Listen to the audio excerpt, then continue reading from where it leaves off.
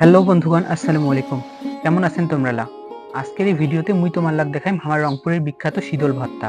কিভাবে করা হয় এই শীতল ভর্তা তাই থাকছে আজকের এই ভিডিওতে। প্রথমে মাটির হাঁড়িতে সংরক্ষণ করে রাখা শীতল বের করে নিতে হবে। পরবর্তী ভিডিওতে এখন মুই তোমার লাগ দেখাইম শীতল কিভাবে তৈরি ও সংরক্ষণ করা হয়। এখন ভর্তার জন্য নিতে হবে রসুন, তারপরে এক টুকরো আদা কেটে নিয়ে নিতে হবে কাঁচামরিচ। একটা প্যানে রসুন ও কাঁচামরিচগুলো সুন্দর মতো টেলে নিতে হবে।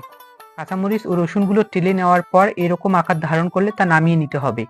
তারপরে সংরক্ষণ করে রাখা শীতলটি পানিতে ধোয়ার পরে আপনি চাইলে তা আগুনে পুড়ে নিতে পারেন বা এভাবে ভেজে নিতে পারেন। তবে একটা বিষয় লক্ষ্য রাখতে হবে, শীতলটি ভাজার সময় যেন পুড়ে না যায়। শীতলটি পুড়ে গেলে এর স্বাদ তেতো হয়ে যাবে। তারপর লবণ দিয়ে আদা পিষে নেওয়ার পরেই তাতে দিতে হবে ভেজে রাখা রসুন ও মরিচগুলো। রসুন ও মরিচগুলো ভালো করে পিষে নেওয়ার পরেই তাতে চাইলে অ্যাড করতে পারেন আগুনে পুরানো টাকি মাছ। এই টাকি মাছ অ্যাড করলে শীতলের স্বাদ আরো বেড়ে যায়। এগুলো অ্যাড করার পরেই ভালো করে পিষে নিতে হবে। তারপরে পানিতে হালকা করে ধুয়ে নিতে হবে সেই ভেজে রাখা শীতলটি।